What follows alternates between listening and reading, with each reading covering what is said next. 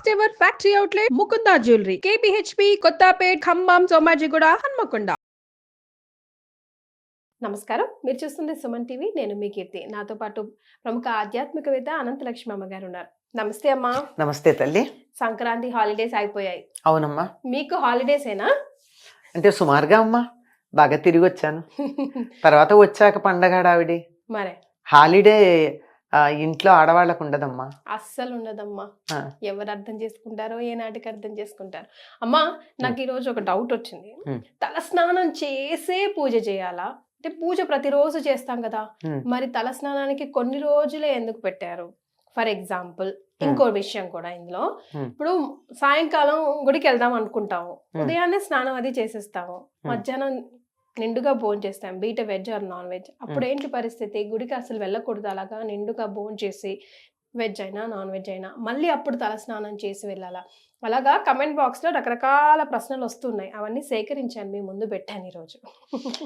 అసలు తల స్నానానికి అభ్యంగన స్నానానికి ఉన్న తేడా తెలియాలమ్మా. అభ్యంగన స్నానం అంటే నూనె రాచుకుని తలకి కుంకుడుకాయో షీకాయో ఈ రోజుల్లో ఏదో షాంపూనో పెట్టుకు రుద్దుకుంటారు. ఇప్పుడు అంతగా నూనె పట్టించుకుని ఓపిక లేకపోతే కనీసం పెద్దవాళ్ళు ఉంటే అమ్మ కడుపు చల్లగా అత్త కడుపు చల్లగా అని చెప్పి ఒక చుక్క నూనె పెట్టించుకుంటారు. లేకపోతే ఊరికి వాళ్ళైనా ఒక మాడు పట్టున ఒక నూనె చుక్క పెట్టుకుని తర్వాత స్నానం చేస్తారు. లేకపోతే చేయకూడదమ్మా. అది చేస్తే ఒట్టినే తల మీద పోసుకుంటే అశుభానికి చేస్తాం ఆ పని. మనం దుర్వార్త విన్నాం అనుకో, ఉన్నవాళ్ళం ఉన్నట్టుగా సచేల స్నానం కట్టుబట్టలతో సహా స్నానం చేసేస్తాం. అంటే ఒకవేళ బట్టలతో చేయకపోయినా కనీసం స్నానం చేసి బట్టలన్నీ అక్కడ తడిపి అక్కడ పెట్టి మరీ స్నానం చేస్తాం, అంతే కదా. అంటే అది సెంటిమెంట్, దాని వెనకాల ఏమైనా ఉందా? ఉందమ్మా, లేనిది మన సెంటిమెంట్లు అన్నీ కూడా వెనకాల సైంటిఫిక్ రీజనింగ్ ఉన్నవే అన్నమాట. అలాగే కొన్ని ఇంట్లో పితృకార్యాలు చేస్తారు, తద్దినాలు అవి పెడతారు. అలా పెట్టేటప్పుడు ఏం చేస్తారు? తలస్నానమే చేస్తారు, తలంటి పోసుకోరు. నిన్న కనుమ నాడు కూడా అందరూ తలస్నానమే చేస్తారు, భోగినాడు తలంటి పోసుకుంటారు. రెండింటికి తేడా ఉంది చూసారా? భోగినాడు పోసుకునేదే తలంటి, అభ్యంగన స్నానము. కనుమ నాడు చేసేటటువంటిది మామూలు తలస్నానం. ఈ రెండింటికి తేడా తెలియాలి. ఇది తెలియక తలస్నానం చేయాలంటే ఎందుకు చెయ్యాలి? చెయ్యక్కర్లేదు, నిత్యం చెయ్యక్కర్లా. ఆడవాళ్ళు అసలు చేయక్కర్లా, మగవాళ్ళు చెయ్యాలి. ఇప్పుడు మీరు తలస్నానం చేసి పూజ చెయ్యాలా అని ఒక మాట అడిగారు. ఎవరు చెయ్యాలి పూజ? ఆడవాళ్ళ మగవాళ్ళ? మగవాళ్ళు. కానీ వాళ్ళు చేయరు కదా. అదే కదా, వాళ్ళు చెయ్యను కనుక ఏం చేస్తున్నారు? పిల్లలకు అలవాటు పోతుంది, ఇంట్లో దేవుడికి ఎవరో ఒకళ్ళు చేయడం అసలు మానేయటం కన్నా నయమే కదా, ఎవరో ఒకళ్ళు చేయడం అని చెప్పి ఆడవాళ్ళు చేస్తున్నారు. ఆడవాళ్ళు చేయడం తప్పేం లేదు. ఆడవాళ్ళు చేస్తే దాని ఫలితం ఎవరికి వస్తుంది? వాళ్ళకే వస్తుంది. మగవాళ్ళు చేస్తే కుటుంబం మొత్తానికి వస్తుంది. పాపం ఆడవాళ్ళు చేసింది మగవాళ్ళకి వెళ్ళదమ్మా. అందుకోసం ఏం చేస్తారు వీళ్ళు? వ్రతాలు చేసి ఆ వ్రతం యొక్క ఫలంగా నా భర్త కలకాలం బతికుండాలి అని ప్రత్యేకంగా కోరుకుంటున్నారు. మరి ఒకళ్ళు అడిగారు, మరి మగవాళ్ళు ఎవరు ఆడవాళ్ళకి మేలు కలగాలని వ్రతాలు చేయరు అంటే, అసలు వాళ్ళు పూజ చేస్తే కుటుంబానికి అంతా వస్తుంది కదా, ప్రత్యేకం చేయడం దేనికి? ఆడవాళ్ళు వాళ్ళు చేస్తున్నారు కనుక అయ్యో నా భర్త చేసే పూజ వల్ల నాకేదో మేలు జరుగుతోంది అందరికీను, నేను నా భర్తగా ఏం చేయలేకపోతున్నానే అని తపన పడి వ్రతాలు చేసి 5వ తనం కావాలని కోరుకుంటున్నారు. అంటే భర్త ఎక్కువ కాలం బతకాలని. అదమ్మా విషయం. ఈ లాజిక్ అర్థం కాక చాలా పూజల విషయంలో కూడా ఆడవాళ్ళు మగవాళ్ళు అని రకరకాల మాటలు మాట్లాడతాం మనం. కనుక మగవాళ్లే కనుక పూజ చేసేటైతే అసలు మగవాళ్ళు నిత్యం తలస్నానం చేయాలని చెప్పారు. అభ్యంగన స్నానం అప్పుడప్పుడు చేసినా నిత్యం తల మీద నీళ్లు పోసుకోవాలి మగవాళ్ళు. అట్లాంటప్పుడు అసలు తలస్నానం చేసి పూజ చేయాలా అన్న ప్రసక్తే లేదు, తప్పనిసరిగా స్నానం చేస్తారు. ఆడవాళ్లే చెయ్యాలంటే కూడా తలస్నానం చేసి పూజ చెయ్యాలన్న నియమం లేదమ్మా. ఒక్క ముత్తైదువులకి కంఠ స్నానం చాలు. అంటే భర్త బతికున్నటువంటి స్త్రీలు కంఠ స్నానం చేస్తే సరిపోతుంది. కంఠ స్నానం అంటే మనం మామూలుగా చేసేది. అందులో భాగంగా మొహం కడుక్కోకుండా అయితే చెయ్యం గాని తల మీద పోసుకోవాల్సిన పని లేదు అని ఉద్దేశం. దానికి ప్రత్యేకంగా వాళ్ళు చేసేది మాత్రం అభ్యంగన స్నానం చేయాలి. తలకు నూనె రాచుకుని అప్పుడు తలంటూ స్నానం చేయాలి. తల అంటటం అంటే అది కూడా శనివారం బుధవారం ఏవో లెక్కలు చెప్పారు మన వాళ్ళు. సోమవారం అంత మాత్రమే చెయ్యాలి, ఆదివారం అస్సలు చేయకూడదు ఎవరును, ఇలాంటి మాటలు. కనుక ఇప్పుడు అర్థమయ్యింది కదమ్మా. ఉమ్. రోజు ఆడవాళ్ళు పూజ చేసేటైతే తల స్నానం చెయ్యాలా? చెయ్యక్కర్లేదు. చెయ్యనక్కర్లేదు. క్లారిటీ వచ్చిందా? ఎస్. అంతే, అంతకన్నా ఇంకేం లేదు. మగవాళ్ళు ఎలాగూ చెయ్యాలి గనక వాళ్ళు తప్పనిసరిగా స్నానం చేస్తారు, తల స్నానం చేసి పూజ చేస్తారు. వాళ్ళు చేయని పరిస్థితుల్లో అది లేదు ఇది లేదు, తల స్నానం లేదు, పూజ లేదు. ఏది లేని వాళ్ళ గురించి ఏం మాట్లాడతాం? ఏదన్నా చేస్తే దాంట్లో మంచి చెడు తప్పు ఒప్పు చెప్తాం. అసలు ఏం చేయని వాడికి చెప్పేదే ఉంది, అదే సరైపోతుంది. ఎట్లా ఉంది. ఇంకా మీరు మధ్యాహ్నం సాయంకాలం పూజకి అన్నారు. సాయంకాలం పూజకి గుడికి వెళ్ళినప్పుడు హాయిగా కడుపు నిండా భోజనం చేసి పెడితే వెళ్ళొచ్చమ్మా, అందులో అనుమానం ఏం లేదు. కానీ మాంసాహారం తింటే అని అడిగారే, అడగడంలోనే తెలుస్తోంది కదా డౌట్ ఉందని. డౌట్ ఉందా? డౌట్ లేకపోతే ఎందుకు అడుగుతారు? అంటే ఇప్పుడు అమ్మవారి ఆలయానికి పర్వాలేదు అక్కడ నడుస్తుంది అని వెళ్ళిపోతూ ఉంటారు కొంతమంది, తిని తాగి పోలమ్మ పోచమ్మ హ్యాపీగా. అమ్మవారి కదా, గ్రామదేవతలకి నిజంగా ఆహార నియమం లేదు, కానీ వాళ్ళ దగ్గరికి తలస్నానం చాలా అవసరం. మీరు చూస్తారు కదా, గ్రామదేవతల గుడికి వెళ్లే వాళ్ళంతా తలస్నానం చేసి పెడుతూ ఉంటారా లేదా?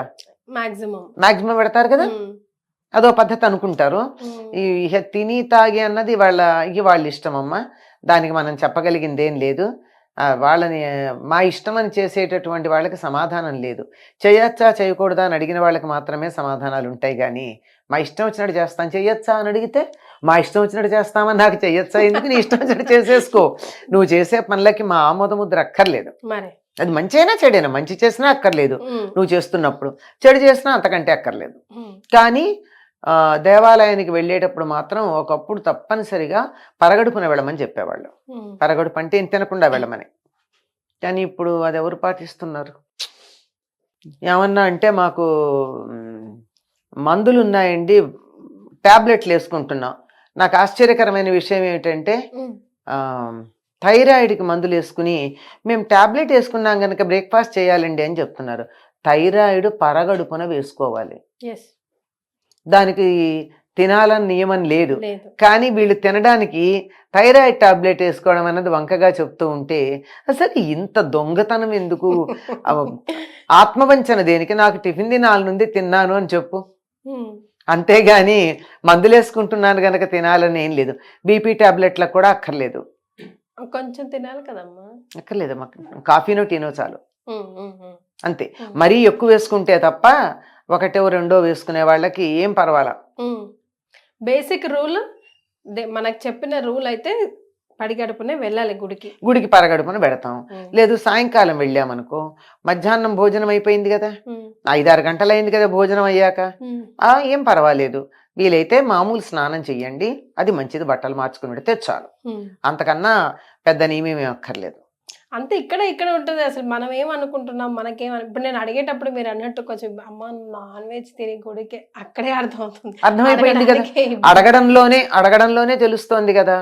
అది నాన్ వెజ్ అంటేనే సాత్విక ఆహారం కాదు. సాత్విక ఆహారం కాదన్నప్పుడు పూజలకి వాటికి పనికొస్తుందా? కానీ గ్రామ దేవతలకు ఇస్తాం గనక అంటే ఇస్తాం సరే. ఇప్పుడు నేను ఇంట్లో మామూలుగా కూడా పండు దేవుడికి నైవేద్యం పెడతా కదా అని చెప్పి స్నానం చేయకుండా పాచిబట్టలతో దేవుడికి పండు నైవేద్యం పెడతానా? పండే, కానీ స్నానం చేయకుండా పెట్టను కదా. మరి అట్లాంటప్పుడు అక్కడ నాన్ వెజిటేరియన్ తిని వెళ్ళడం అనేది అమ్మవారికి పెడతాం కదా మేము తింటాము అన్న దానికి ఎలా అన్వయం ఆలోచించండి. తాము చేసే పనిని సమర్థించుకోవడం కోసం రకరకాల లాజిక్స్ వస్తాయమ్మా. ఆ లాజిక్ పక్కన పెట్టి నేను చేసే పని నేను సమర్థించుకోవటం లేదు, తప్ప ఒప్ప అని ఎవరికి వాళ్ళు మనసు ప్రశాంతంగా ఆలోచిస్తే వాళ్ళకే తెలుస్తుంది. ఎందుకు దొరకదు? ఇప్పుడు అడిగేటప్పుడే, ఇప్పుడు మామూలుగా నేను పప్పన్నం తిని గుడికి వెళ్ళొచ్చా అని ఎవరు ఎందుకు అడగరు? నాన్ వెజిటేరియన్ తిని వెళ్ళొచ్చా అని ఎందుకు అడుగుతున్నారు? అంటే అక్కడ ఏదో తప్పు అని తెలుస్తోంది. అందువల్ల నేను తప్పు చేస్తాను, నువ్వు ఆమోదించు, దీనివల్ల వచ్చే పాపం ఏదన్నా ఉంటే నీకు వస్తుంది, నేను హాయిగా పుణ్యం తీసుకుంటానని చెప్పేటటువంటి పద్ధతి. చాలా విషయాలు వీలైతే తినకుండా ఉండడం చాలా మంచిదమ్మా. అనుకోకుండా తినడం జరిగిపోయింది, అనుకోకుండా గుడికి వెళ్ళే అవకాశం దొరికింది, అలా ఉంటాయి కదా పరిస్థితులు. మరీ ప్రతిదాన్ని అలా స్ట్రిక్ట్ గా పట్టుకుని రూల్స్ యంత్రాలం కాదు కదా. అట్లాంటి సందర్భంలో స్నానం చేసి వెళ్ళాలి. వీలైతే తల స్నానం చేసి వెడితే మంచిది. తలస్నానం ఎందుకని చెప్పాలి అక్కడ? అభ్యంగన స్నానం అనలా నేను, తలస్నానం అన్నాను. మీరు గమనించాలి. యా అంటే చేసింది తప్పు పని కనుక క్షమాపణ కోసం చేసుకునే స్నానం అది. ఓకే, అట్లీస్ట్ మనకే హ్యాపీగా అనిపిస్తుంది, అట్లీస్ట్ బాత్ చేసి వెళ్ళాని అన్నట్టు. కానీ కొత్త చీర కావాలమ్మా ప్రతిసారి అక్కర్లేదమ్మా. మనం మామూలుగా ఉతికి ఆరేసుకున్న చీరతో మనం పూజ చేసుకోవడము అన్నీ చేస్తాం. పట్టు చీర కట్టుకున్నాం, పట్టు చీరతో గుడికి వెళ్ళాం, అనిపిస్తుంది కదా ఇంట్లో ఉన్న పాత చీర కాకుండా పట్టు చీర కట్టుకోవాలని. ఆ పట్టు చీర గుడికి వెళ్ళినా పూజ చేయాలన్నా దాంతో భోజనం చేయకుండా ఉన్నంత కాలం అది పనికొస్తుంది. ఒక్కసారి మీరు భోజనం చేశారంటే అది మళ్ళీ మనకి పూజకి పనికిరాదు.